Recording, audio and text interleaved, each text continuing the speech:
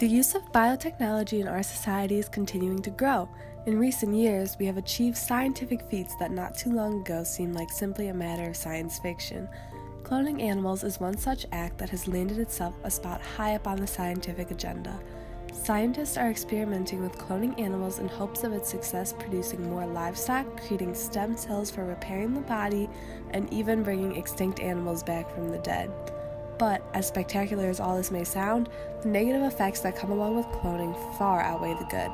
The entire process of cloning invades major ethical violations because the survival rate of cloned animals is close to none, and it involves many steps that qualify as acts of animal cruelty.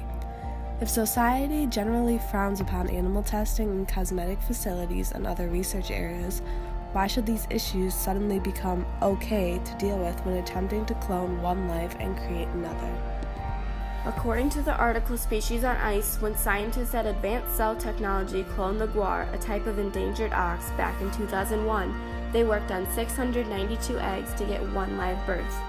That translates to a success rate of nearly 0.14%, prompting the question, is this technology even worth it with an exponentially low success rate? Cloning is a very complicated process that takes tons of time, painstaking amounts of effort, and at least thousands, if not millions, of dollars for a product that can be hardly called successful. A similar survival rate is found in Jurassic Park, when Dr. Wu explained our survival rate is somewhere around 0.4%, and we naturally want to improve that. What about all the lives, the nearly 99% of the test subjects that don't end up making it? The stakes are too high for cloning to continue without a way to protect the lives that are endangered from this process, for us to continue exploiting those for these involuntary life sentences. Assuming that a successfully cloned animal makes it to birth, it is in no cases rare for the animal to live a life full of suffering.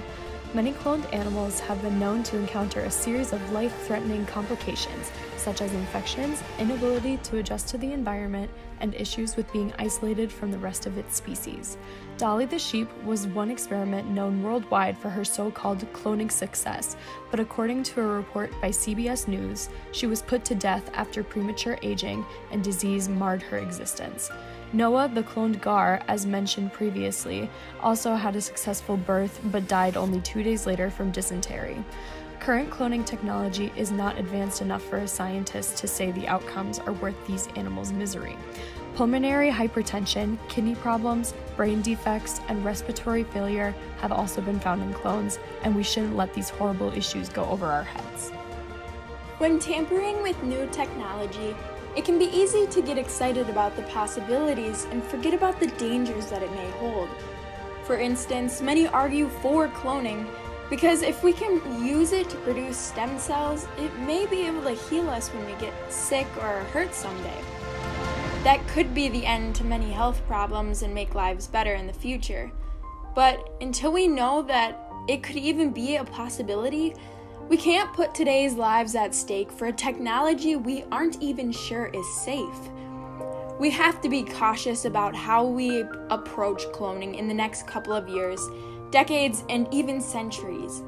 Because if we continue to practice the evils that constitute the same as animal cruelty through the deaths of thousands of lives in experimentation, as well as the illnesses that we cast upon these animals to endure, cloning could become a grave experiment that we all someday might regret.